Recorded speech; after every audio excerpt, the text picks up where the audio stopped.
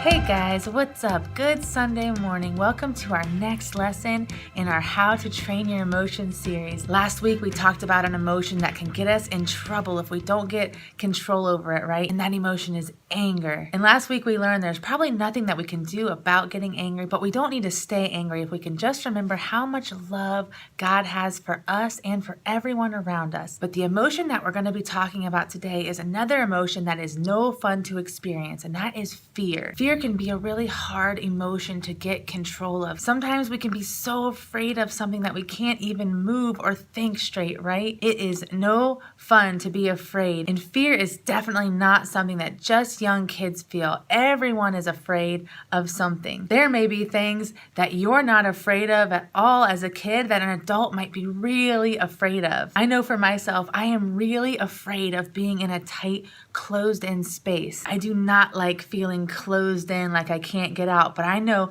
so many of you guys could probably play hide and seek and hide in a dark little tiny space for a long time and be really quiet and not be afraid at all, but that would actually really bother me. There's all sorts of fears we can have, and I know last week we talked a lot about the How to Train Your Dragon movies, and we talked about Hiccup and the dragon that he trains named Toothless. And in that first How to Train Your Dragon movie, for the most part, the Vikings are really afraid of dragons. But then, like we talked about, Hiccup actually learns that there is nothing to be afraid of, and he even learns how to train dragons and how to be around them, and then he kind of teaches everyone else in his village how to do the same things until they're at a point where no one in the village is afraid of dragons. Eventually, each Viking has their own dragon that they've trained that is kind of like their pet. They learned that they could kind of control the dragons, and that made them not be afraid of them anymore. And I know that being afraid can be a terrible feeling, but I have good news for you guys this morning. Whatever your fears are, there is a way to overcome them. All that we need to do when we're feeling afraid is remember that we have a God who is in control over all of creation. God made the world and He made you, and He is in control. And so I hope today that we can learn that if we can remember that God is in control of everything, it will help us in times when we're feeling afraid. And I know we've talked a lot lately about Jesus and His disciples and how much time they spent together. Jesus' disciples were kind of like His best friends. They went everywhere together. And even though the disciples were full-grown men who literally had Jesus right there with them, they still were afraid sometimes. And today we are going to read a story about a time when the disciples were really afraid, when they were out on a boat and a huge storm came and they were afraid that their boat was going to sink and that they were all going to drown. And you can find this story in Luke chapter 8 and verses 22 through 25. One day Jesus said to His disciples, "Let's go over to the other side of the lake." So they got into a boat and set out.